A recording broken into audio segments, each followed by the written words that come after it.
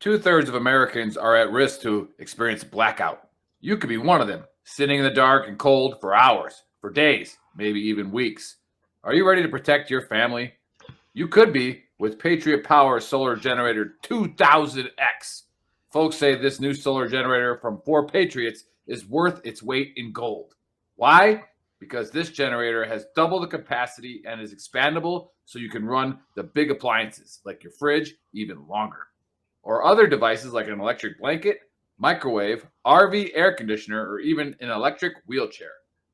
You also get 12 outlets, including 4 AC outlets, so you can power more devices at once, and 2 USB-C outlets, which can charge your phone 20 times faster than a regular plug.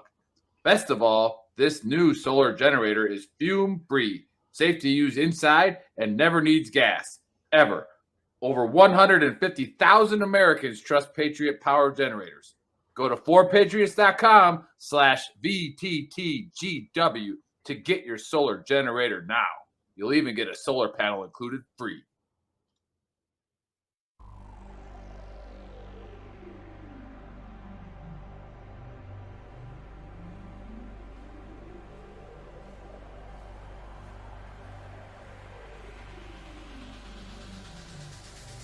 What's up, Gruntworks Nation? What's up, VTT? It's the Big Earl here, CEO, founder of Veteran Trash Talk.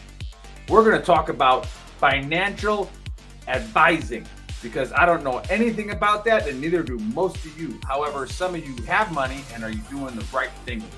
We're going to bring on Army veteran Ken Hewitt, a financial advisor with Series 7, lightsaber stuff. I don't know, but he's skilled, he's qualified, and he's going to tell you what you should do with your money. So make sure you click on the interested or going on the events tab on either the Gruntworks page or Veteran Trash Talk page. Enjoy the show.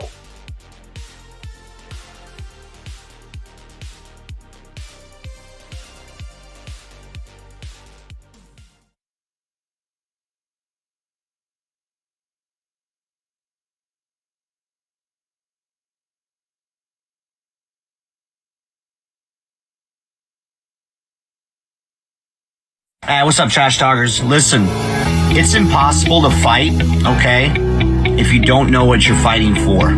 Does that make sense? Like, if you're in the dumps and you're struggling with mental health, things of that nature, it's going to continue tearing you down, all right? Because you're consistently trying to fight something, which is that demon, which is usually something from the past, right? Maybe that why needs to be fighting for your future. Let that be your why. Get the hell up and start fighting for your future. Stop fighting things that happened in the past. Easier said than done, right?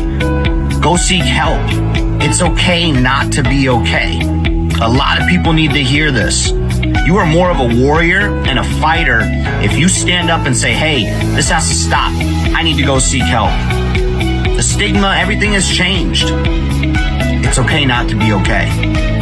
Here is a firm believer in all men are created equal, but not all men live equal. That is why there's a certain select number of people in the DoD who decided to jump out of airplanes. And yes, we are better than you. 100%. Now, don't be the first triggered pansy to say, well, airborne's not relevant. You haven't jumped since World War II. Well, that's not accurate, for one. And two, it's like having a jalopy or a 68 Mustang. Well, a 68 Mustang's no longer relevant. Doesn't matter. It's still a better car than yours. So take it easy this National Airborne Day and just accept that we are better than you. So, two things for today's Honesty Cap. First thing, how do all my boys from the 101st feel knowing that the Army decided that instead of actually making you airborne, they just create a whole new division that's airborne because you just aren't cutting it? It sucks. Thing number two, for all the folks who were like, oh, airborne is irrelevant, doesn't even matter. They're making a whole new division of just airborne people because they're relevant. Think about that. How's that feel? Does it hurt a little bit? I hope it hurts a little bit.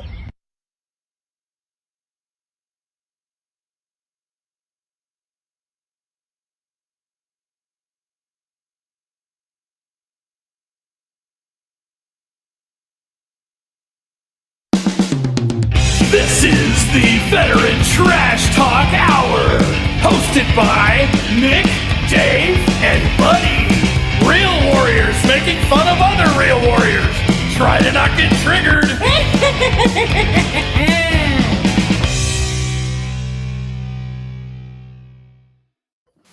What's going on, Trash Talkers? Happy Saturday, Gruntworks Nation. Welcome to episode 157 of the Trash Talk Hour. Special guest today is former Army Ranger and author Jeramiah. And today I'm joined by Buddy and the Big Earl. Happy Saturday. Are you ever a former Salute. Army Ranger? Hey, Army Rangers. That's what he put in the script and in the introduction. So I'm just following what the CEO of Veteran Trash Talk said to do, you know? So point your finger somewhere else. Once it's in your heart, it's always with you. It must be because I'm the only non-Ranger on the show, so I'm feeling kind of, I'm sorry, guys. I'm sorry. It was a Don't trap. have that will to win anymore. Just gave it up. Turned in my fucking boots, and I no longer have don't give 110% and then some. Yeah. You're right. You're right. You're right. That's what I think. No, I think you are a former Army Ranger. So Former? I think everyone's LinkedIn profile says that. Yeah. So for sure. I'm pretty sure I've introduced we've introduced the SEALs too, former Navy SEAL. Yeah. We had all those SEALs on, you know? You just don't say former Marine, right? Yeah, you just don't say former Marine. You're right. Yeah. Once a Marine, always a Marine. That is correct. Oh yeah, here's Jeremy Daniels says just less knees and more bad backs. Watch out for that tree. Hey. Yes, sir. Worth every fucking crack and bend it hurts. It's worth every second of it. All right. So Hey, here's the thing. Do you want to slide into heaven looking pristine, or do you want people to look at you and go, "What the fuck did you say?" Personally, I want to show up and St. Peter be like, you're good. "Dude, It's been a long ride, bro. I'm you know ready. what? I'm not even going to look at the book. I want to hear the stories. Come on in. Yeah. Let's fucking talk. My man, my brother in Christ. Let's have a little powwow." Yeah, Jeremiah, That's where are you what's up. coming from today? What's that pool and the palm trees? Yeah, Where I live out in Florida now. I was in Colorado before this, and then raised in California, up in Northern California, though, like the mountains part, the good part. Oh, like Humboldt, like that area? All the good Yeah, weed up there? in between Nice. Humboldt and Shasta and everything. The Nice. part where we hope Nice. doesn't slide into the ocean. Yeah, yeah. Hey, You seen? Yeah. I saw a thing the other day. It had it was like a guy that was doing like a video, and he was like, "Point to where you are on the map, like where you're from, so I know whether or not I care about your opinion about American politics." And they're like, "Well, I'm not from America," and he's like, "Okay," and he's like, "Also, California is not on your map," and he's like, "Yeah." Yeah. True. exactly. You are correct. Yeah. Well, thanks for having me, guys. Appreciate it bringing me in. Yeah, Have some fun today. should be a fun show. What are you drinking? Are you drinking you're at Paul's house, so you're drinking all this beer again. Yeah. Well, using my Stein, because I have all my Stein glasses here and my beer glasses. I love that we're doing the thing that like people do when they're like eating like Latina food or Latino food or whatever, where they like Latin get food. super Spanish there for a second. I I don't think the food It's has a little gender. different with me because I actually speak the language, you know. I just want to throw that out there. This is my Stein. I Yeah. think it's a Stein. It is a Stein. It's a Stein. It's my Yeah. Stein. Oh, I know what you're saying. Yeah, whenever, like, Thanks, especially like jump masters, like whenever you're doing like the roll call and the jump master's Hispanic, and then they'll be like Cottrell, Oh, yeah. Beckwith, Trenton, right, and then Guerrero. Like, There you go. why didn't you roll? Why didn't you roll Trenton's ours? You know, like, what the? Like, legitimately, like they're coming up to people and like there's like that video where they're like they're shaking hands with everybody, and then it's like another Hispanic fucking jumper, and they're like, "What up, homie?" Like, dude, come on. That's David Stein. Stein. Yeah, I got a quick book to roll today. I got a quick one. Your glass. All right, My bad. just a quick one. I had It's to add ticking, Nick. Clock's ticking. Yeah, no, everyone knows that the Book of Earl's like scripture, right? You should follow every freaking letter of it, whatever I say. Like you gotta listen to it. But I had to add this recently. And so it's an addendum to the Book of Earl called, one of the Beatitude addendums. And I just don't be that person that says must be nice. All right. That triggers me. All right. And it's like, oh, it must be nice to have that. Yeah, because I fucking worked for it, clown. Right? Yeah. Get off. And again, this doesn't excuse you to be an asshole if you got a lot of stuff, but just try to avoid the must be nice. And especially if you're talking about like kids, right? And my oldest daughter, who, I brag about being a track star as a freshman, right? And, someone's like to her, it must be nice to have long legs like that. And it's like, well, yeah, it kind of helps. If you work with those long legs, there's lots of people with long legs that are slow as shit, right? So it's like I had to like stop her right away. I'm like, Natalie, no. You automatically, if you have long legs, you just become a pro automatically. That's how that works. Yeah, right. Well, just like if somebody hands you, $1 million, your life's going to miraculously change. Yeah, no, it's not. You see that on all the jackpot winners, right? Yeah, exactly. So they're broke for 2 years. Yeah, I just want to just watch yourself. All right, and I do this. The Book of Earl is always. I'm not being a hypocrite. All right, the Book of Earl is always about my own mistakes too, and I catch myself saying that. And it's like, no, I'm not going to say it. So that's all it is. The Must Be Nice crew got to go. All right, got to get out. All right, if you're jealous of what I have, or if you want what I have, if I want what Buddy has, like I want that clean shaven face of Buddy's. All right, then I'll shave. Right, I want to ask Buddy, how'd you get that clean face, man? Like, I want to know, right? Just like, oh, yeah. See, I'm already triggered by it. And then, the funny thing is, what you're triggered about is not the statement, right? It's like a social problem. Like people look at the rewards and don't look at the process it took to get to those places in life. You know what I mean? They're like, oh, well, you got a nice car and a decent house and this, that, and the other. It's like, yeah, I do. But I was also like, I did a lot of suffering to get that. Like it's not like it was just given to me or given to anybody, but mindset is very victim mentality anyway. If you're like comparing yourself to others anyway, you're going to lose. Like you need to focus on yourself first, And people are like, oh, he's got this and that. Well, that's your first fucking problem. Who cares what that other person has? Focus on yourself, man. First of all, like, you're your own competition. It's possible to just be happy for other people that they have. Oh shit. You know what I mean? Just being a good person. That too. Yes. I legitimately, and I didn't plan on I've legitimately been working on for the last month or so. I noticed something when I was on social media, and it's like I look at the comments that other people put on other people's stuff, and like, why put out the energy to be negative when it's just as easy to put the same energy into being positive or silent? Like Mick just does that because he's a Facebook terrorist. But to be honest, like it kind of like most of what I transitions like into or is a pretty decent segue into our guest. But that being said, like a lot of what you see, especially on social media, is like people that comment on like gym stuff. Like people that are working out in the gym or people that are I follow that account, that one dude. You need to do better. You mean that guy? Yeah. There's one, like it's a high school kid who's squatting like 800 and something. It's the heaviest completed squat that a high school kid has ever done. Granted, this kid is probably 6'3", almost 400 pounds. He's a man. He's a man. That being said, he still squats this, but like he does this great feat, better than anybody has ever done it in high school.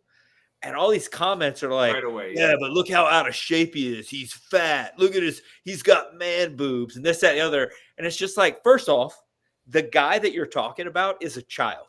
He's a kid. Yeah. He's a 17-year-old boy. He might be doing man weight and doing man stuff, but he's still a kid. What is your problem? Like, how does it make your day better to tear this kid down who's actively doing something that you will never do? Yeah. People do that because their own insecurities, man. You know? Yeah, well, somehow it makes them feel, I don't know. Yeah, it makes them feel better. Yeah. Yeah, your buddy Paul's like that, Dave. Paul's like that. He's real insecure. I should bring him in. Yeah. Right away, he's attacking. See, look at the chat. He's attacking Buddy's beard game. Like, why can't you be happy for Buddy? I don't want to hear it. I feel like I've disappointed Paul. You know what you know why I shave? You know one of the other reasons why I shave? See, now you got to justify yourself. Wait, no. There are other reasons why I shave. So I've been going on posts to go to the gym, and I've noticed more and more people have beards that are like in the Army for no real reason. Oh, it's out of control right now. And at this point, I'm just like, I'm good, man. Like, I'm done. Everybody's got that profile, huh?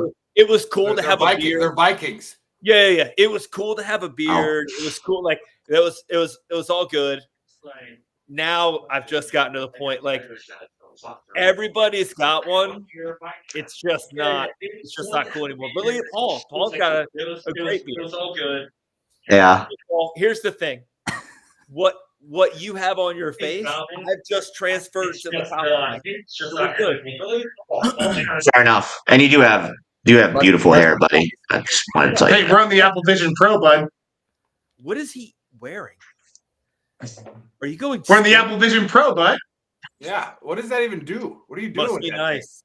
Are you watching us on that? David, you hit a button. You did the. Damn it. Anyway. So. Yeah. I didn't want to. I feel like he's trying to find taking this with me right now. But it's pretty badass. I changed it a little bit because of our guest, and it is. I didn't want to steal Buddy's thunder after the conspiracy of introducing the guest, but the book, The Whole Man Project, the military athlete. Like, we'll get into it when we talk about that. Is I can't stand about the military athlete, right? The way that they treat people, and then say that we're athletes. It's like, you don't know how an athlete gets treated if you weren't ever a real athlete. Like, I mean, we are pampered. Like, in college, I was fucking pampered. Like, I would work out and I would rest, like, not do anything else, like, whatever. But that point too is like, it must be nice to be left-handed. There's lots of left-handed people. There's lots of left-handed people that can't throw the ball 88 miles an hour, dude. Like I had to work on it, So, but anyways, yeah. Dave, do we want to play the conspiracy video first? Or do you want to talk about it first? I want to talk about it briefly, and I'm going to give my point on it right away, too, so I can just pass it on to the guest after it plays. So I don't know if you guys have seen this video that's going viral on TikTok and on X. This guy named Alex Shaw. He might be in the chat now because I actually went on one of his lives because I was very curious about this. So this guy already had a following of 50K on TikTok. Talking about Airbnb rentals, stuff like that. Zero conspiracy related stuff or zero weird stuff. So that was my first cue to say, whoa, this is weird. And he lives in Florida and he has an Airbnb about 3 hours away. Hold up, buddy. Let me finish. And he has an Airbnb about 3 hours away. And he films this guy on his camera. This guy is going into his backyard, into one of his sheds in his Airbnb. All right. So he calls the police. It's all on camera. The police come in. They go into the shed. They find nothing. And then the following morning, this guy comes back out of the shed, but looks older. Okay. And so this guy's like, this is a time traveler or whatever, like some crazy stuff like that. I'm like, I don't know, man. So again, back to he already had a bunch of followers. Like, why would he jeopardize his following to make up a bunch of bullshit to, get more followers? That's not even the niche that he's doing on TikTok. And then there's a bunch of follow-up videos, and somebody did an AI face recognition type thing. And they're saying that the guy that comes out of that shed is comparable to this guy that died in 2017 and was a Harvard grad, who was a bunch of blogs on this guy about time travel. I don't know, dude. The rabbit hole goes deeper and deeper. It's just some weird stuff. So my take, I don't know, man. Like, part of me is like, maybe I want to believe this guy. Like, I went on his live, we were chatting. He had thousands of people on the live, and he was going to come on the chat today and actually come on the show briefly and talk about it because we were DMing and stuff, but he's not here. You slid So, into his dude, DMs. yeah, I don't know, bro. I don't know. Like, in the the future. camera, like you could obviously edit stuff out in the video, like of your home security system, and the guy could have walked out at a certain time, but I don't know, man. Like, part of me is like, this dude like really means it. Maybe there's a tunnel in there, and like Part there's of just a bunch of Florida. crackheads hanging out. Jeremiah's already scratching his head. Like, What part of Florida is he in? I want to know what part. So he doesn't say what part, because it's an Airbnb, it's a rental that he has. Like, he's like a wholesaler, he does rentals and stuff, and he doesn't want people not going. But like, they're gonna be able to recognize the shed anyway because it's viral, right? His I already backyard. have assumptions. I already have assumptions based Yeah. off. Well, let's Should we just play the video so we know and what we'll we're go. talking about? Yeah, let's go from there. Time traveler that went into my shed and disappeared. And this is gonna blow a lot of people's minds. And if you're still denying that this is real at this point, this is gonna change your mind. So just a quick recap. This guy walks around my backyard, goes to my shed, opens the door, goes inside, and disappears. Called the cops came, they went in the shed twice. He wasn't in there. I looked like an insane guy. The cops were like, what is this guy smoking? And you can see he never came back until the next day right here. Notification on my camera that there's somebody in my backyard, and this guy leaves my shed. And he looks right at the camera too. That guy left my shed. But here's the craziest part. This looks like the same guy, maybe, glasses, whatever. Let's look at the other guy. This was the other guy. He noticeably aged. Looks like the same guy, but aged. So him again, and now him. Same facial features, whiter hair. So I don't even know what to think at this point. Somebody explain this. He literally left the same shed. You saw the camera I put before. There was no movement that whole night. Then the next day, this guy leaves the shed, looks right at the camera like he knows, and he looks noticeably older. I don't know, something's going on. Somebody explain what's going on in my shed. I'll be going there in about a week to give a tour, since a lot of people are asking. But yeah, it's crazy. Like, I don't even know what to think. Did he time travel? Is this a... Anyway, yeah, so obviously there's multiple videos, follow-up videos. I don't know, man. Time travel might be a thing, but I don't think that dude, like, that walked out of his shed is a time traveler. I think it's just some druggie or something, maybe. But I don't know, like, how did he hide in there? That's the thing that I don't get. Like, they show the video, on his other videos, they show the whole lapse of the full night. Like, he's, like, fast-forwarding through it, and there's, like, nobody that walks out. And the cops... I don't know why the video didn't show it, but the cops like come there, go into the shed, Chris, our search marine it. producer, didn't give me that. I had to do that button before we went live. Yeah, correct. When I was practicing, bullshit.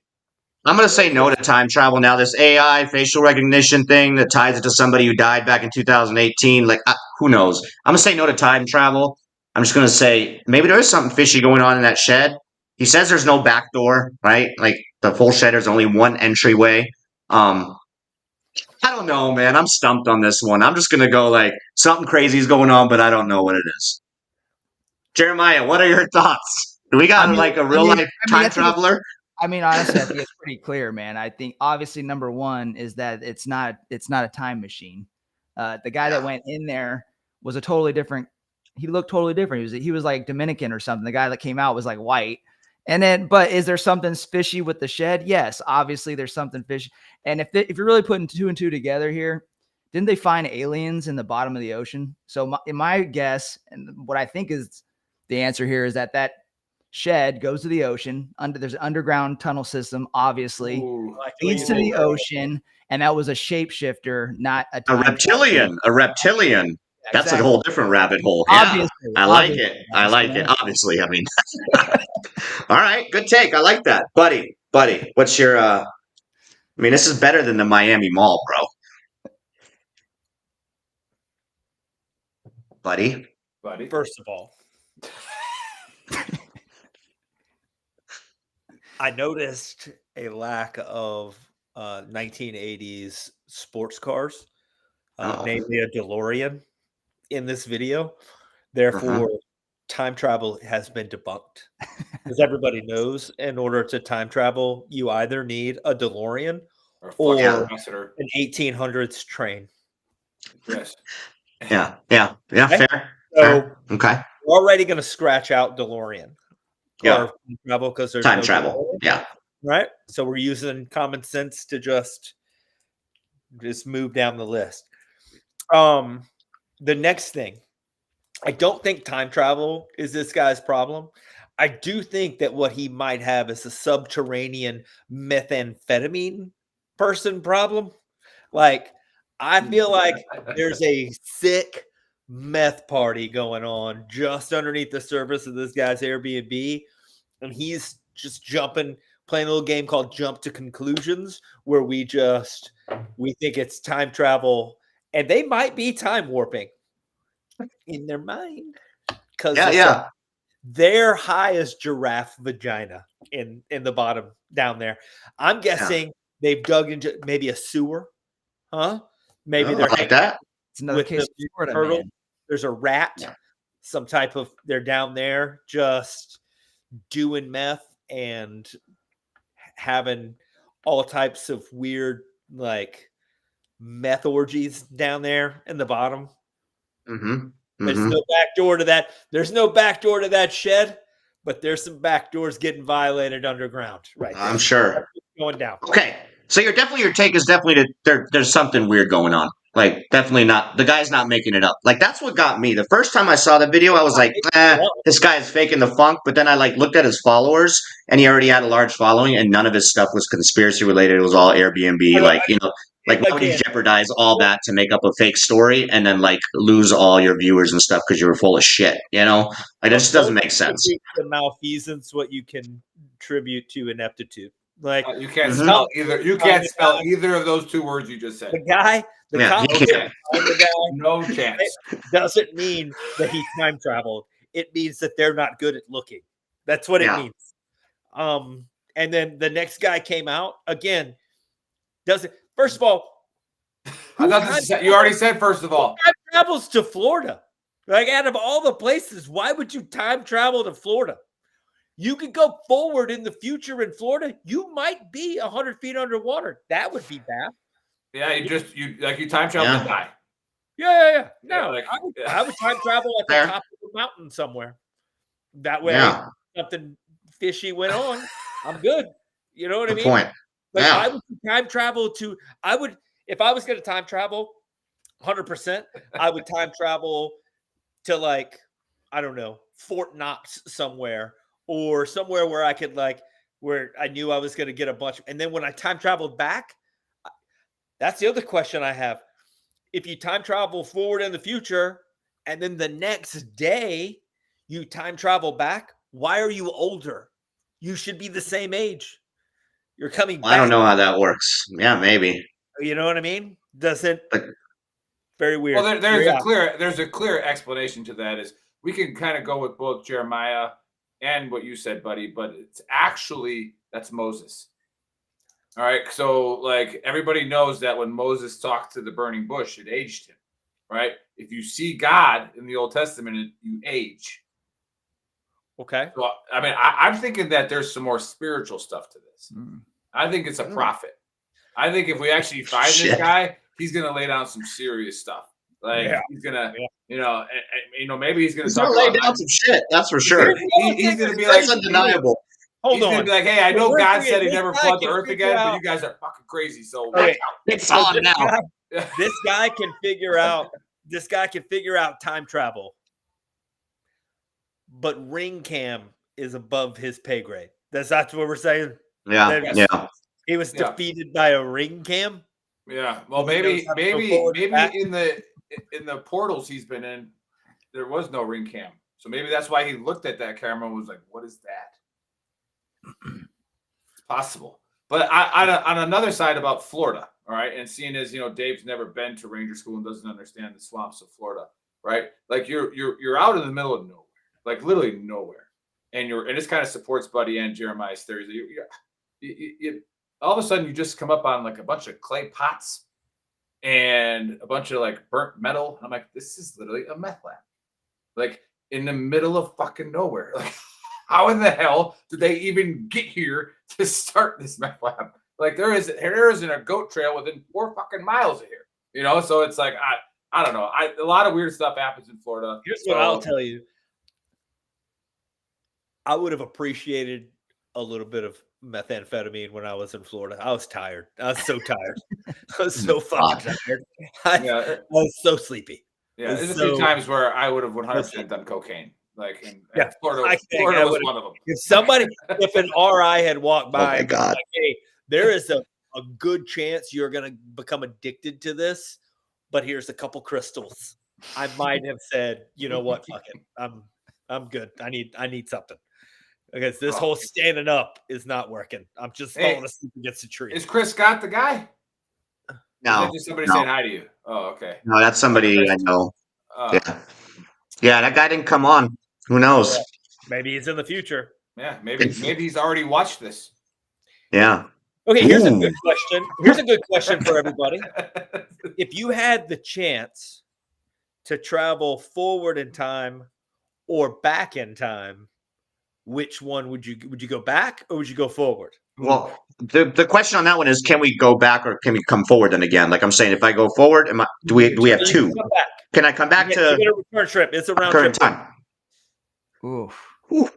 That's a good question. Well, from a financial standpoint, I'd go forward and pick like the lottery numbers and then come back and then my family and my family's kids and everybody would be good to go for the rest of their lives. Like, the Cubs win the World Series. Yeah. Or I could actually become a rapper, you know, like from back in the day and then like get all the lyrics from all the famous rappers and stuff and just like make a massive album. Yeah.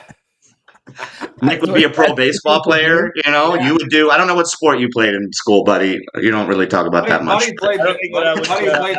still would not have the physical attributes to play line. Yeah, I guess not. But maybe you could have done something better. You know, I could go back. I could go. The only thing I could do is go back in time, and when my mom and dad copulated, I could be like, "Yo, one of you all is gonna have to like find somebody else." Can you take anything with you back in time? Or forward. Ooh. It doesn't look like it. It doesn't look like it. That guy you can either go forward in time and like get some strategy that's going to make you rich, or go back in time with something that's going to blow people away and just have a fun time. You know, like imagine just showing. Yeah, you'd be a god. You'd be a god if you would. It's like, take a lighter and just light it. Yeah, the middle of Gettysburg with a 240 and about 30,000 rounds. Just be like, "We win, guys. War's over." Linda, what's up, Linda? I want to go back. She go back. Linda, further. Where would you go back to? But yeah, I would go to Egypt. I want to see how the pyramids were built. I mean, just showing your cell phone, your flashlight, anything, to trip people out. You know, like. And they made a movie with Mark Lawrence about that. The battery would die though eventually, and then nothing would work anymore. Yeah. But then you still have your cell phone, which, like, if they took it apart, would be cool. You'd have to have an agenda to get the most out of it. But by that time, you'd already be a god, and you could convince them that it was their fault the battery died, and you could kill half of them. Right? Yeah. So, like, all right. We're gonna cut everyone's head off. Or you get killed. I don't know. It might be safer to travel a little bit into the future. You know, like back then, man, you just show up like in the fucking whatever century and you're just like standing there. I don't know, man. Crazy. Well, buddy. I have to think about that one. That'd be a good movie, buddy. That'd be a good movie. Let's get into the whole man project. Let's do it. And it is my distinct pleasure to introduce, I'm going to read it. Jeremy Sullivan is a high performance coach and entrepreneur behind the leadership training company. Here's the thing. I'm not reading all that. Yeah, don't. Here's what I know about Jeremiah. Currently. Bro, hey, I gotta stop you though. Only people over 80 call me Jeremy. So hey, I'm close. So we're getting there. We're fine. All right, go ahead. So Jeremiah, read good. I don't have to read all this. Here's what you need to know about Jeremiah. Everybody in the real world knows that if you look at a dude and the things hanging off his side of the ears, or the side of his head, have a little bit of cauliflower to them, you listen to what that dude has to say, and you also don't pick a fight with him because he'll fuck you up. So Jeremiah was in the Ranger Regiment. I don't know if the cauliflower ear came before, after, during. It doesn't matter to me because I'm not going to let him track me down and beat the shit out of me with his fucking slick wrestling and MMA moves. But Jeremiah has written a book called The Whole Man Project, which I think is to be honest, is a very interesting look at how to win, how to be, physically your best self. I've only had I just got it a couple days ago. I have browsed through it, but I'm looking forward to hearing what you've got to say about it, Jeremiah. And look at, there you go, the Whole Man Project, Military Athletes Performance Manual by Jeremiah Solvin. Solving problems. That's what we say. I Oh, like yeah. it. Oh, good punchline. Solving all your issues. That's two of our last three guests. You were able to do that. So you had Joe selling houses. I'm finding a niche with my dad humor and Yeah. people's last names. That's what I do. Thanks for the intro, though, man. Appreciate it. No problem. Yeah. So, Floor's yours, brother. This is your turn to talk. My Yeah. bad. I didn't put that in I'll there. jump in.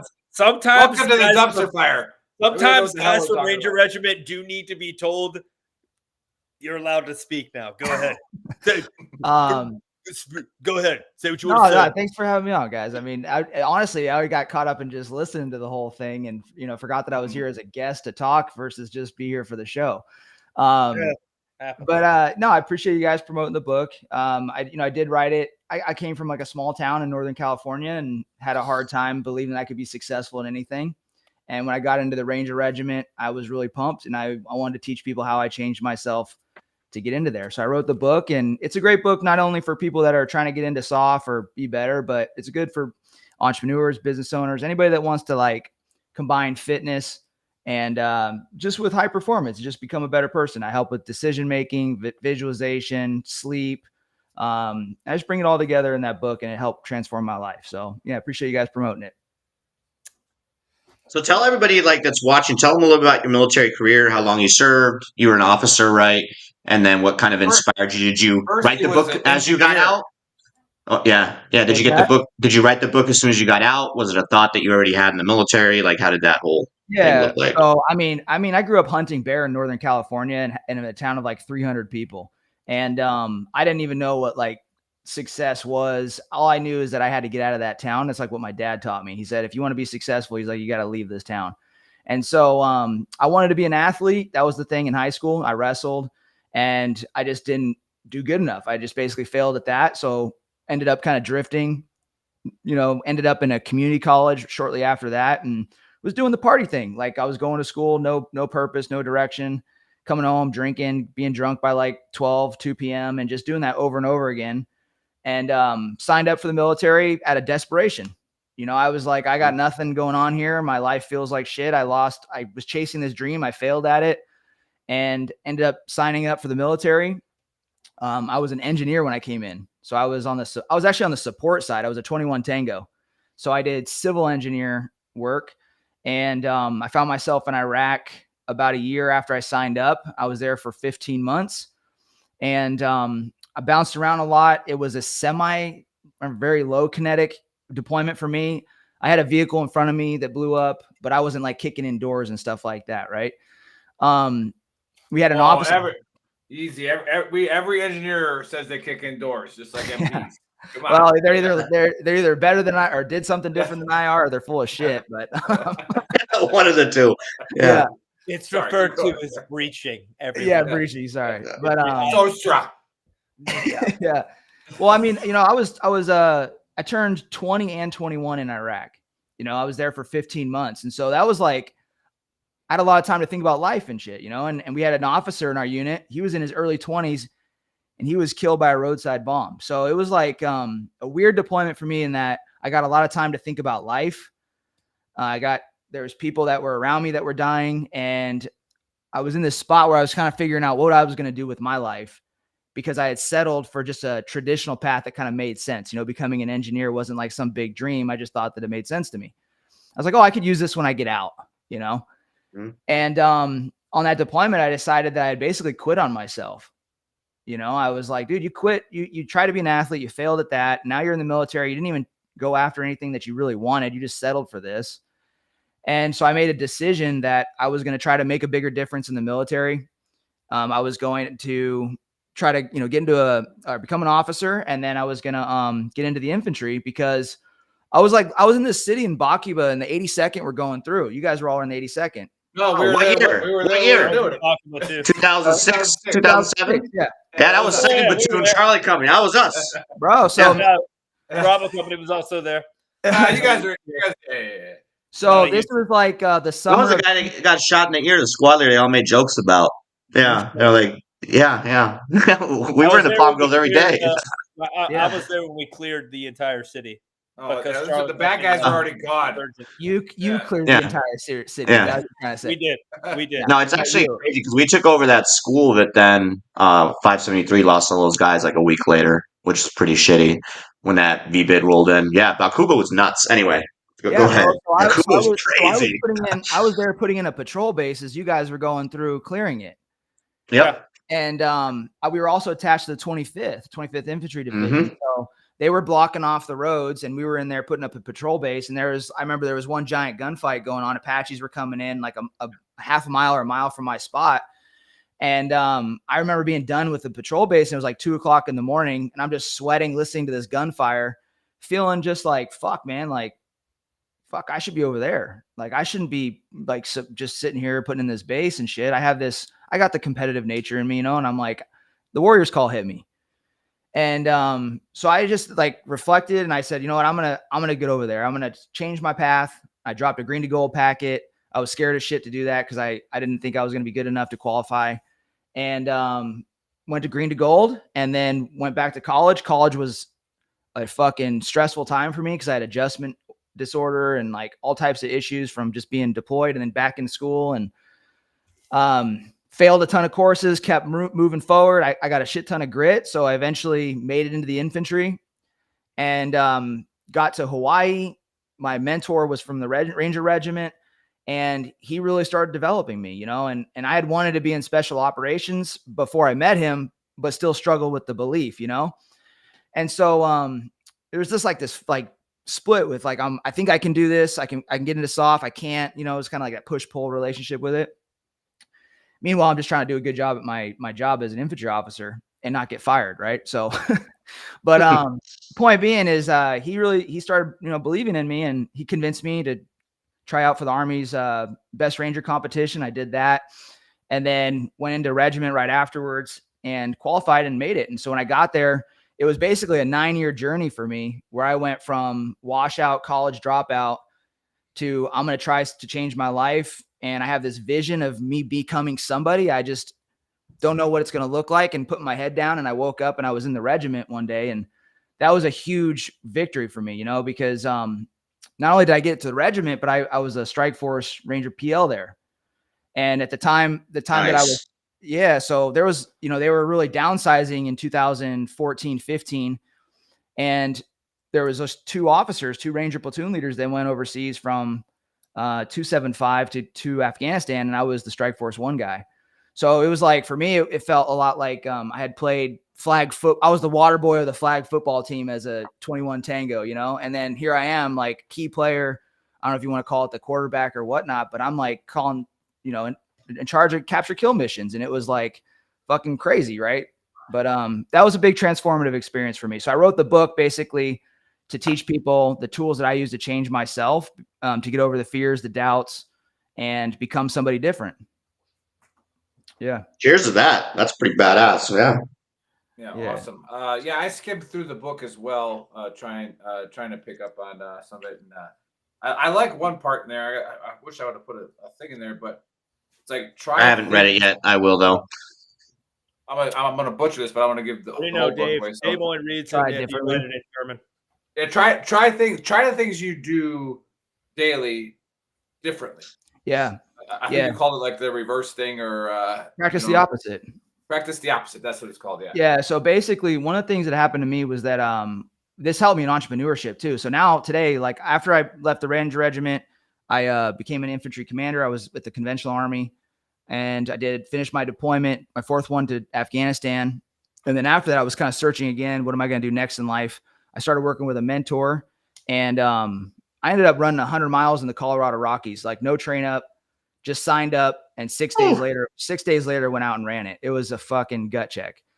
And at 11,000 feet. So I went out there and ran it, and I realized that it was time for me to get out of the military.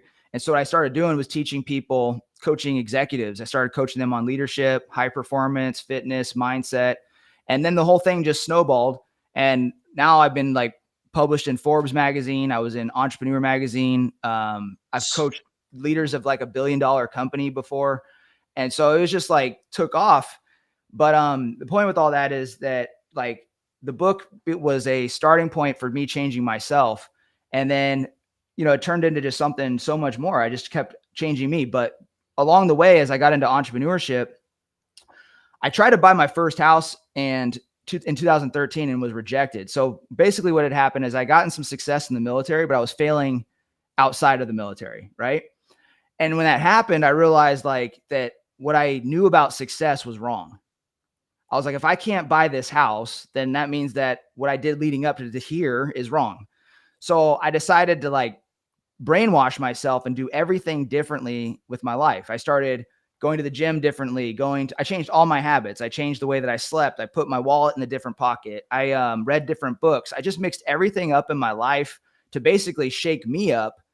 And at the same time, that helped me in business and entrepreneurship. It got me exposed to different information, but then it also helped me on the path to becoming a ranger. I started studying ranger type books. And so anyways, I basically broke the habit of being myself by practicing the opposite. And that led me to the Ranger Regiment and then success as an entrepreneur.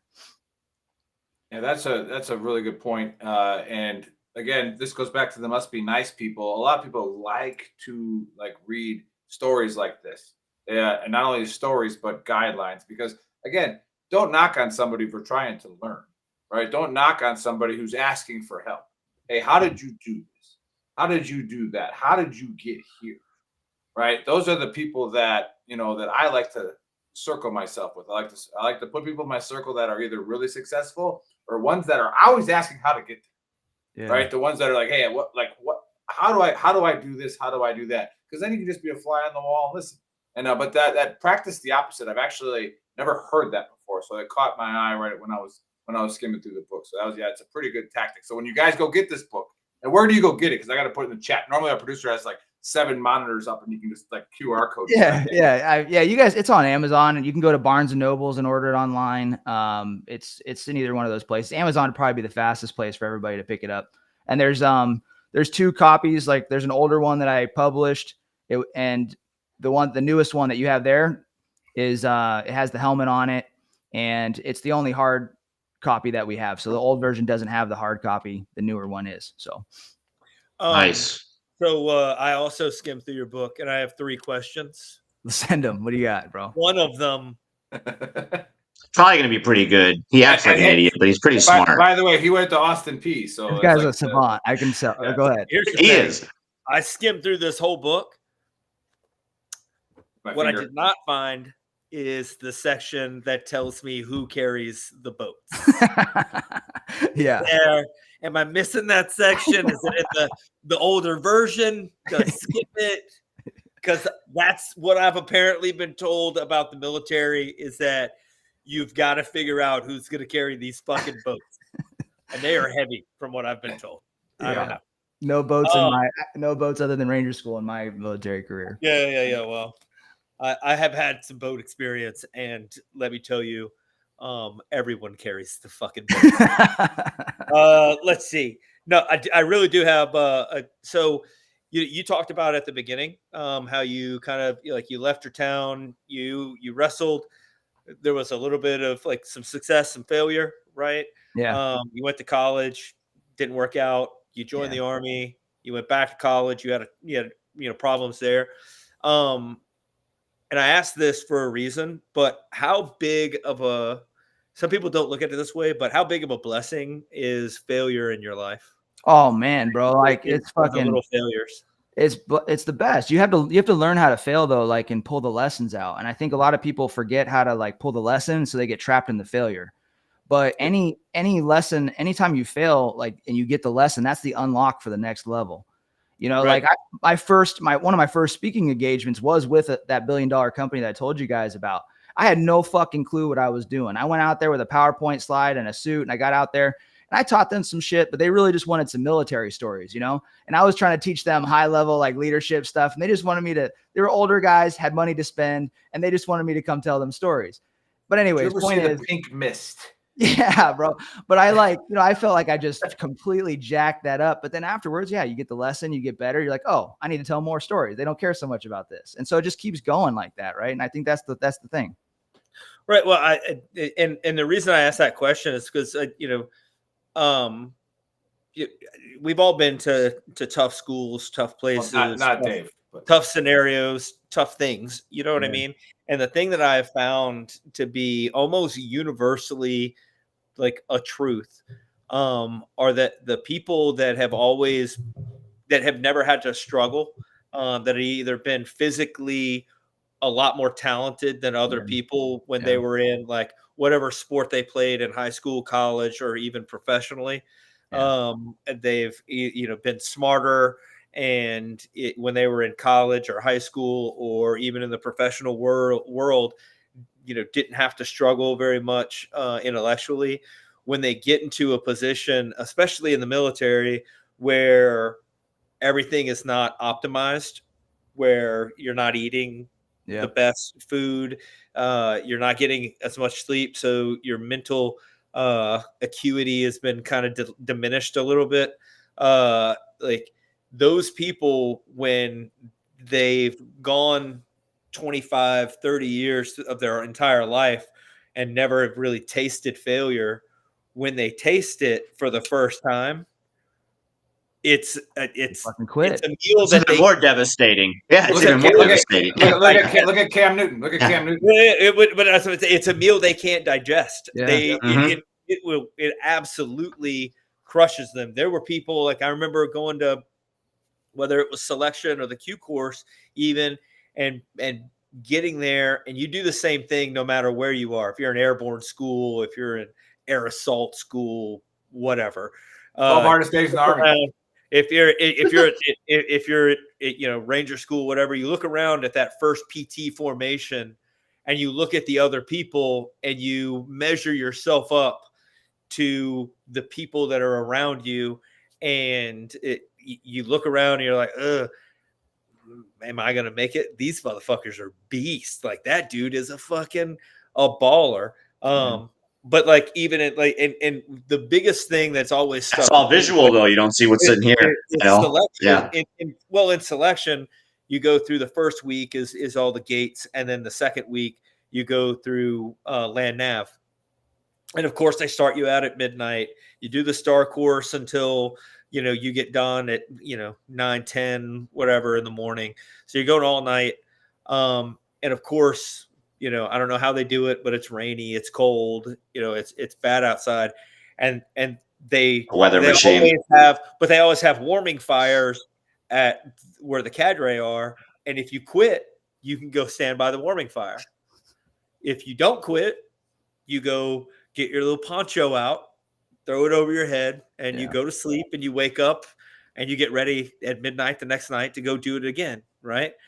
And the crazy thing to me was like when you came in at the day, all those guys that were like 6'2" were like college football phenoms, or like were really good. Once it started raining, it got cold, and they couldn't find a point. Like they found maybe 1 point, but they didn't find all of them. They had that little the self-doubt that creeps into people that have never failed is a cancer that it's very hard to cure, because resiliency is it's just like any other exercise that you're going to do. If you don't work that muscle. Yeah, I met one of my this black belt that so I'm a purple belt in jiu-jitsu, but this black belt came into this gym. Yeah, but I was like, this guy. I thought you were scary. Just a purple belt. All right, never mind. This white. I was a white belt at the time, and black belt comes in the room, and he's like, guys, don't be impressed by my belt. He's like, all that this means is that I've been tapped out more times than you. Yeah. It's 100% a real thing, and I think that people look at failure in a negative connotation. It's like it's got a negative connotation, but it's 100% your own perception. If you look at it as a negative, then it's going to be a negative. If you look at failure as an opportunity, it's going to be a completely different story. And I think that your book actually goes through that in like some of the resilient stuff that you're talking about. And then the other thing that I wanted to ask you is, did you ever, going from being a 21 Fox or Tango or whatever, the civil engine, not infantry, 11 Bravo. That's the only one we know. Everybody knows that, right? So stop throwing numbers out there. We don't think you're smart. You're not 11 Bravo. Anything? Yeah. So yeah. Whatever your not 11 series career was. Yeah, exactly. But so going from being a civil engineer to being an infantry officer, or being an infantryman or an infantry officer, and then going to a Ranger regiment, did you ever feel any imposter syndrome? And while you did, how did you deal with it? Because that's a thing that we all feel. And everybody that goes through any of that stuff looks around and goes, and I think that's why people that are in those kind of positions in SOF or in, whatever, that's why they continue to get better, is because they feel like they're continually trying to prove themselves because they don't believe that they're supposed to be there. Oh yeah. Like when you have imposter syndrome, you put in 10 times more work trying to make up to compensate. Right. Yeah. Right. I had a big time, dude. I didn't read a full book until my 20s. Okay. And like my early mid 20s. And when I got selected for Green to Gold, I knew I was going to have to go back to school, study, and that infantry officers and getting into SOF, like, not only am I going to have to read, but I'm going to have to know my shit. Like, I'm not going to be able to just read the cliff notes of a book. I got to get academic. And that was a huge Achilles heel for me, because I had the work ethic, but I didn't have the academics. I didn't have the study habits. And I didn't have, I had issues with reading comprehension when I was younger too. So it was a huge issue for me. So I felt like a big time imposter just starting on the path. And the other thing that, so I had that issue, and then also being from a small town, identity, which was an identity issue, right? I'm a small town kid. I can never do something like that. That little nagging voice. And then as my military career progressed, it took me a while to learn this, about myself, but I learned that the bad habits that I was stacking up added to the imposter syndrome I was having at work. So I was a guy that was a superhero by day, fucking villain at night, right? And that's a little bit of exaggeration, but you put the suit on me and I'm Mr. Officer. I'm a high achiever. I've got direction. I've got morals. I'm going to do everything that's right. You take the uniform off of me and now it's freedom time. I'm going to go drink a half gallon of vodka. I'm going to put down a fifth of whiskey tonight, this weekend, and I'm just going to go do whatever the hell I want, and sometimes that got me to some pretty close calls where I almost got in some serious trouble. And other times I didn't get in any trouble, but when I woke up on Monday, I just had massive anxiety, didn't feel like I belonged. And so those bad habits that I had really beat me down and added to the imposter syndrome. So what I learned over the years is that some ways to change your imposter syndrome is, one, if you have habits that your conscience is telling you to cut, you got to cut those. Like, I knew I was doing wrong. I knew I was drinking way too much, being destructive, and I should have pulled shit back. So I should have fixed that. And then number two, I got to be in alignment, right? So that's number one. I have to be in alignment. The more pure I am and the more in alignment with my conscience I am, the less of an imposter I feel like. I have less fear. I feel less of like I'm going to get caught. And then the other thing was just getting exposed to the right people. Like when imposter syndrome starts to go away when you're in the team, right? Like when you start doing the actual work, like people want to believe that they can be the person before they've actually done the work to be the person. And so there's this little nuance between feeling like an imposter and just being new at something. And I think a lot of people are just new at something and they think that they confuse that with being an imposter. You know what I'm saying? Yeah. Yeah. 100%. Yeah. No, I like that. And we've talked about this kind of topic on the show a few times. And another thing in your book, which is what we all have to do, and what the people who do great things do, is self-reflect, right? Is being able to, look at yourself in the mirror and be like, now I'm going to try that. Do things opposite. Like I'm going to try that one for sure. Because, you know, and Dave knows this because Dave and I are close. You know, we talk a lot. We yell at each other a lot sometimes, you know, and it's like, you know, you have that self-reflection. It's good though. It's good though. Yeah, and it's like, you know, maybe I was a dick. You know, like, hey, let me maybe a little bit. Right? Let me find out and see what I was doing wrong. But what I want to get to that with the imposter syndrome is because you catch that. I catch that with my kids in athletics. You know, a lot. It's like, oh, I can't beat that girl. I'm like, have you looked at your times? Like don't Buddy's saying, deselect yourself. You're already freaking out.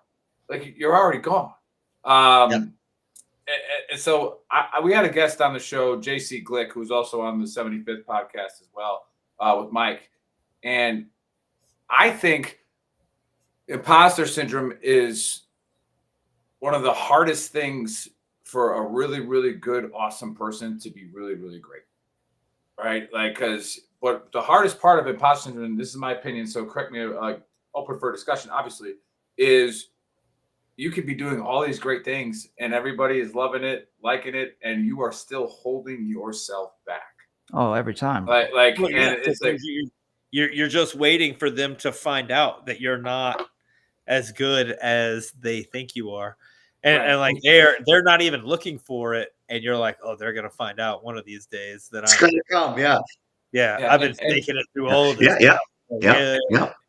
And JC opened up to me about that a couple years ago, and I was like, you know how awesome you'd be if you stopped fucking talking like that, you know? And he looked at me kind of sideways, and I was like, no, seriously, like so many people respect you. I respect you. Like you're not taking risks and chances to be even greater because, like Buddy just said, like, what if they find out I'm not?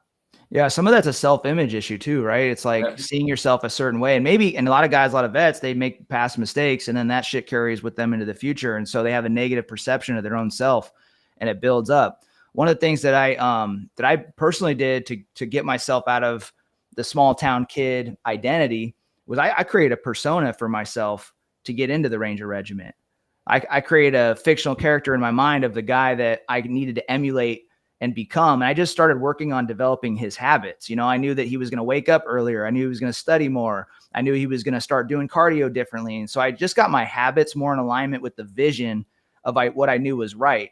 And that helped me a lot with entrepreneurship too, because I didn't know how this game was played.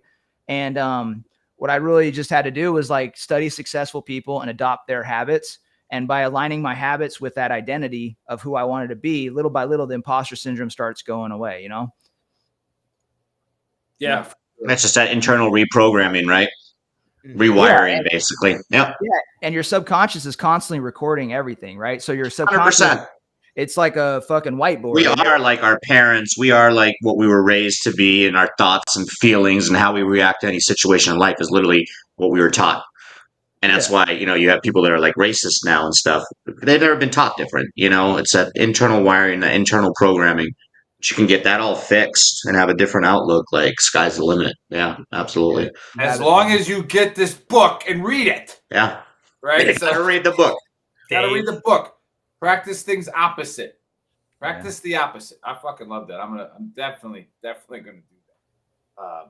Yeah, and Dave, you brought up a good point with kids, and I watch it with sports, and I actually kind of get a little, I get the feels, when I watch these kids compete, right? And I watch the ups and downs, and you start to think about how robotic your life has gotten as an adult, and it's like you're missing that emotion that doesn't have to stop. Like, why did we stop doing that? Why did we try so hard to get into a life that's fucking boring, right? With no ups and downs. Because we're afraid. Yeah. And it's like, today I'm watching a track meet in the district finals for like the middle school, and I'm watching kids who get their PR for at the district. Then you get kids that are 2 feet shorter than what they normally do in a long jump, and they're destroyed. Right. And it's like, it's just that putting themselves out there and competing like that. And, I guess that's like, where it's like, what I see with this book for people who want to go read it is like, if you get yourself into a rut or you don't know why you're not going somewhere you want to go, you probably put yourself there. Yeah. 100%, man. Cause and effect. Yeah. Holy shit. Yeah. What else? What else we got? I was gonna say we could stay talk on longer, but we all just got the feels kind of. But buddy, are you okay? Oh yeah, I'm fine. What are you Yeah. talking about? Perfectly fine. Actually, I was If you were looking at my shirt, I was buddy, just we thinking of we got to promote the shirt today. You know, I was just thinking of my next great question, which was how do you feel about the theory that the process is more important than the outcome? I mean, it's kind of a catch-22, but I think that like the process is always more important than the outcome. But the thing is like the outcome is what drives the process, you know. And I think that I gotta be careful with my words here because yeah. I think there's too many people that chase a result and Yes. far Stop too many. focusing on the outcome, and that creates that I can't do it. You know. Well, it takes away the control, right? Like, so Yep. there's a lot of people focus on the result, and what they really should do to get to the result faster is focus on personal excellence. Right. Right. So, and that's kind of what I mean. Like, I guess outcome is a very vague term, right? Yeah. Like I think people focus on a specific outcome as opposed to an outcome. Like there's always gonna the outcome is inevitable. Or an outcome is inevitable of how you act, what you do, if you go to the gym, if you don't go to the gym, that the outcome is inevitable, and you can pretty much chart what the outcome is going to be. Yeah. By what process you're taking to get to whatever outcome. You know what I mean? Yeah, and it's who too. Like a lot of times, like I teach my clients that your purpose of goals is not to achieve. Your purpose of goals is to grow. You know, and so if we have to, the only reason why the person doesn't have the result, they're not the millionaire or multimillionaire or whatever it is, the operator, is because they haven't grown into the person that achieves that goal. So a lot of times it's not what do I need to do, it's who do I need to be. Right. And I think, I don't know. For me, it's one thing as a soldier or adult. And then, Nick's got kids and they are into sports. I've got kids and they're into sports, and it's hard to explain to them that winning the game is great. But if you win the game and you're only giving a 50% effort, and you win the game, it doesn't matter as much as losing a game that you give 100% effort and you're doing the right things and being a leader, and you went to all of the practices and you did all of the work, and then you just happened to go up against a team that had done that work but also had something else. Like they had, like, are you playing to your potential or are you playing to your opponent? Right. Right. It's like, right. But it's hard to explain to them the work ethic side and how important that is. There's a time traveler in your house, buddy. Yeah, exactly. Oh, have you read Carol Dweck's book Mindset? Because growth mindset for sure. Yeah, because I was saying, instead of telling them, trying to break it down to them, it's more about from her perspective, it's about rewarding the behavior with rewarding their effort with praise. So like, instead of putting all the emphasis on, oh, you scored X amount of goals, it's you really gave your best during this game today. Like, I saw how much you tried, like putting the emphasis on the growth and the potential and the performance versus the outcome, And Buddy always loves when I reference this, but I went to UTEP, which is the Yale of the Southwest, right? True. And so when I was getting my master's there, one of the folks was on Carol's book, and that's exactly like what I changed my narrative with my kids is I go, I will not yell at you for your performance. I will not yell at you if you miss a shot. I won't even say anything to you, right? But if I see you not trying, like, you're gonna get it from old dad in the stands. Right. If I see you disrespecting your coach, you're going to get it from old dad in the stands. But I don't care if you make the shot. I don't care if you steal the base. I don't care. Like, at least you got thrown out. So what? Like, next time, get a bigger leadoff. Yeah. Run harder, whatever. But, all right. Back to the book real quick. Because I do have some feels about this too. And I already know what you're talking about. So when you had NCO Alpha and Bravo. Yeah. Right. And they went to NCOES school, which I completely trashed with our last guest on last week. But tell me it was SLC. I don't know. I can't disclose because if I find out, I can't say any details about it. It was a school. They're all the same. All military schools are the same. You can go there to like check the block, or you could go there to like do your absolute best, right? And most of the time, if you go to an NCOS, you can just check the block and you'll be fine. You'll get through it. But it says a lot about your character if you can go there and try to like really push yourself, you know? Right. So General Evans, Marcus type, he called me after my SLC, and he was like, "Hey, why?" Candace. Yeah, you have a fucking time traveler too, Dave. Everybody's got time travelers. There was nobody coming in that door before. But so he called me. He goes, "Hey, explain SLC to me," and I'm like, "Okay." Like, this is Colonel Evans at the time when he was in charge of 37, when he was in charge of 75th. I was like, it's like, it sucks. It's boring. And he's like, "Well, right." And he's like, "Well, then how come all of the commandants list weren't Rangers?" And I'm sitting here like, maybe because they didn't give a fuck. Like, yeah. One of the two. But like that bothered him. Like, and so that right away, I thought about that. This When I saw that. non-ranger was commandant's list every NCOS I did. No big deal. Well, yeah, but you were a USAREC NCOS. Like, nobody cares. I did infantry NCOS. It was only my last NCOS was USAREC, which was at the time was SLC.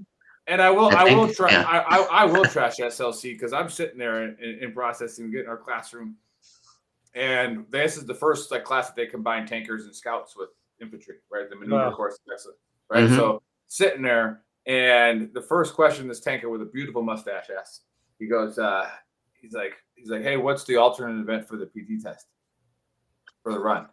And I go, What the fuck? And these guys know me. You don't, Jeremiah. But like I literally was like, "What the fuck did you just ask?" Oh. And I'm like, "Why are you even here? Mm-hmm. Like, why are you even in this school? You can ride a fucking bike? Yeah. What the fuck?" So like he's like, "No, I ride a tank." And I'm like, "Yeah." And so I rode that guy pretty hard. It's like the 82 push-ups and 82 sit-ups and just get up. During the PT test back in the day. What? Minimum. You ain't got more, bud? You ain't got more? But this might resonate well with some people watching or listening later on the podcast. What do you like? What's your take on that? Where you had the one that was the honor grad, and then one that did kind of what Colonel Evans was mad about. Yeah, I think at the end of the day, one person's it's character and complacency.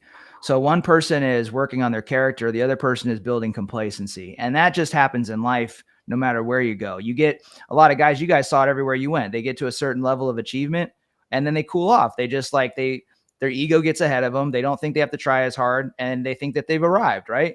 Whereas the other person, the very driven person that wants the next thing, they're constantly dream catching. They're casting a dream. They got a vision. They're working towards it, and they're trying to build themselves into somebody.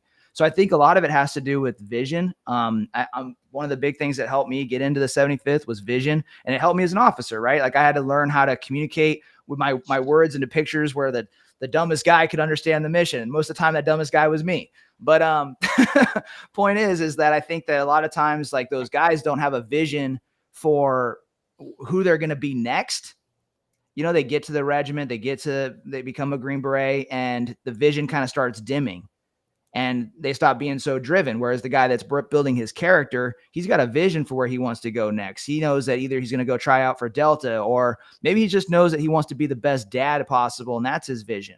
But I think vision plays a big role in it, and that's the thing that causes the one guy to kind of cool down and check out, and the other guy to keep driving forward.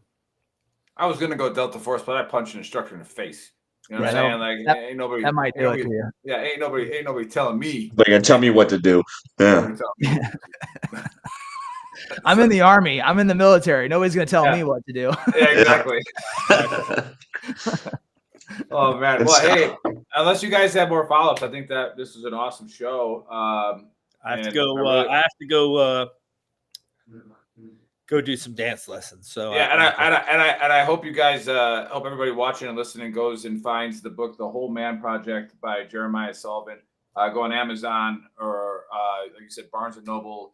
I got a free copy because we're a big deal. So, but I'm definitely will I share. did this too. book I just around. haven't checked my mailbox in the last 2 Yeah. days. So You better drop. Yes. All right. So get no, old. no, not at all. Hey, Not at all. hey, I'm gonna do your workout plan too. So I'm a victim of my own. I want to success. do that. Reading into this where it's like I've been traveling, doing a lot of work, and I kind of got sloppy. So Oh, I yeah. gotta get back into it. So I'm gonna do that. And do you mind if I tag you in it? No, tag And me. like, Bro. Yeah. and do some Yeah. things because I'll do that. Yeah, I'll I'm do on that for Instagram. sure. I'm on Instagram a lot. I'll try to be more active on Facebook, especially for the next month with you guys. Seems like you're more active there, but I'll be if you guys need to get a hold of me, Instagram. I'm The very, old very farts. The old farts are well, still Facebook. Good. active on it. The old farts are on Facebook. You're like, I you know, should be on that's- Facebook more, so it's a good Yeah. thing. But yeah, For do sure. it. And then each of the workouts each week has a mindset focus for the week. So Yeah, I as you saw that. Yep.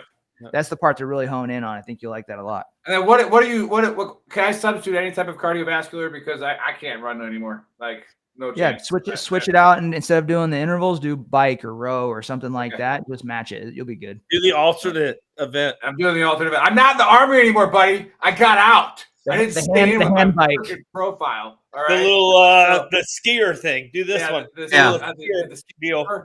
Yeah. But Yeah. buddy, AR. You could also do the workout that most old guys do Let's use a at ski army jumper. gyms. No, just go to the sauna and rub shit on your knees, like oil. Butt naked. Yeah, Butt real, naked. real, You have to smelly remember, you ice- have real to be smelly, butt icy naked. hot. Towel, right?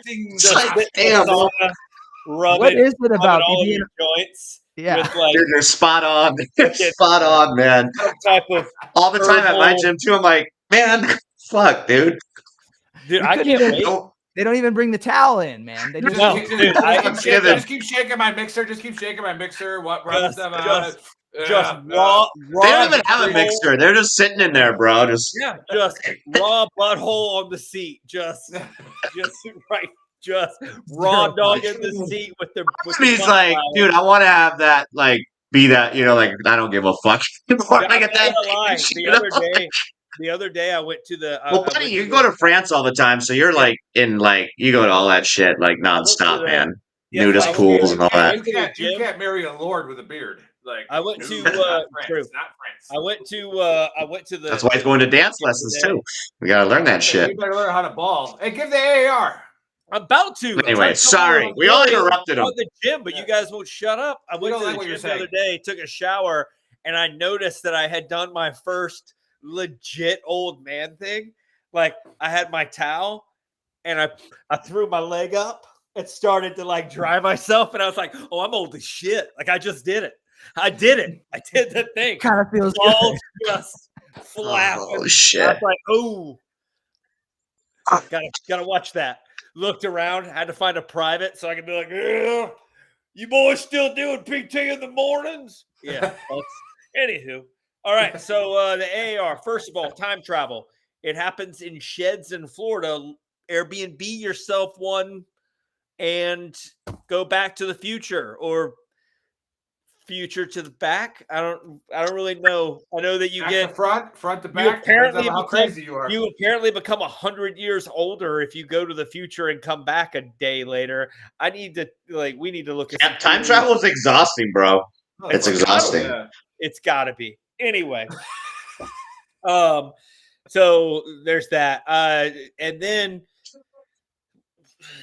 Nick had a fucking thing. You already forgot. He talked about a thing. You know, Must be I nice. did write notes. Must be nice to just ignore us. Must be nice. There you go. Don't bitch about people's rewards when you're not there for the work. Basically, is what that one boils down to. And then, last but not least, Jeramiah. Unless you're 80 Ooh, you plus, corrected and then yourself. it's just Jeremy solving issues. We already came up with that one. It was a great one. He's going to use that later. Jeremiah solving issues. My puns are the greatest. Said the greatest. Boom, pun. write that down. Anyway, the Whole Man Project, we already talked about it. You could find it on Barnes & Noble, Amazon. You could probably get it on Kindle, I would guess, if it's on Amazon. So if you still have a Kindle Fire, boom, look it up. Go through it. It's got and it's honestly a good book. It doesn't just, it's not like a workout plan. It's got like meditation plans, and your mind, body, and spirit. Does the whole thing, just the whole. It's a whole hot man, yoga. It's a hot the yoga. whole book. man project. Also, if you are a woman, you can also use this. It's just you put the woe in womans. So check it out. And that's you can What's your character, dude? You great crack me show, up, buddy. Miller Ben. And then that's what we're doing. There you go. That's the AAR. That was it. And give us real quick the dance lessons, real quick. You gotta. What are you doing? Yep, yeah. But like, what type? Type of style are you learning? Like ballroom line dancing, line dance lessons. line dancing. You're from Alabama and you're going to line dancing lessons? Yeah. Stop. All right. Everybody knows when the like. I figured it was something for the wedding, like your dance with the there will bride. be line dance. There'll probably be a couple line dances at the wedding. I don't know. I mean, we're definitely going to do the Cupid Shuffle, but nobody's got to get a fucking lesson for that. No. That's an easy one. You know what I mean? I might wobble a little bit. You know what I mean? I'll wobble. Wobble. You know what I mean? I'll wobble. That's good. I may even Superman. Oh, Superman! Yeah. You don't even awesome. You don't even know. That being said, here's the deal. Dance lessons is not something that I'm comfortable with. I don't do dance lessons I don't dance well. You want to marry a Lord, you better. Here's the thing. Every now and again, that's it right there, huh? If you're gonna do stuff. You got to get out of your comfort zone and do something you're not comfortable with, and get comfortable being uncomfortable. And I'm about to get uncomfortable at talking about being uncomfortable. I'm about to be uncomfortable as fuck. Mind dancing with some people. Hell yeah. Getting jiggy with it, if you will. That's awesome. Ooh, I like that. Yeah. All right, close out, Dave. Jeremiah, any final words, brother? Guys, this was an awesome show. I love what you guys are doing. And I just say if anybody wants to connect with me after this, you guys can follow me on Facebook. That's cool. Or Instagram. Come over there. Just shoot me a DM. Tell me where you're coming from. But I really appreciate you guys having me, and it was an honor. It's great to have you on here. And by the way, if you were to rate, there's a little survey after the show. If you were to rate the questions from 5 being the best questions, 1 being the least best questions, who would you rate of asking the best question? Who would you rate? This is so biased because Dave had the Florida questions, and I'm in Florida, so obviously his were the best. No, I'm just okay. You had there was no room for any other questions. No longer valid. You had like 4 questions, bro. Like I need an ego boost. I just didn't want to give him the first place, you know. Yeah. Since he's shaved, he's like Samson. He's got no more. He's got no more self-esteem. Yep. Let's get to your dance lessons, buddy. Hey, brother, it was awesome having you on, man. This was a fun show. A lot of great talking points. I'm excited to read your book, and yes, if it's not in German, I can still read it, buddy. For everybody that tuned in late, go to VeteranTrashTalk.com. That's our website. It's got the links to YouTube, Apple Podcasts, all the good stuff. Today, I am wearing one of our best sellers currently, Fuck Hamas. All right. Yeah. I don't care what side you stand on, but we don't support terrorism. Go to shop.veterantrashtalk.com. That's where you can get this shirt, and we'll catch you guys next Saturday. Boom.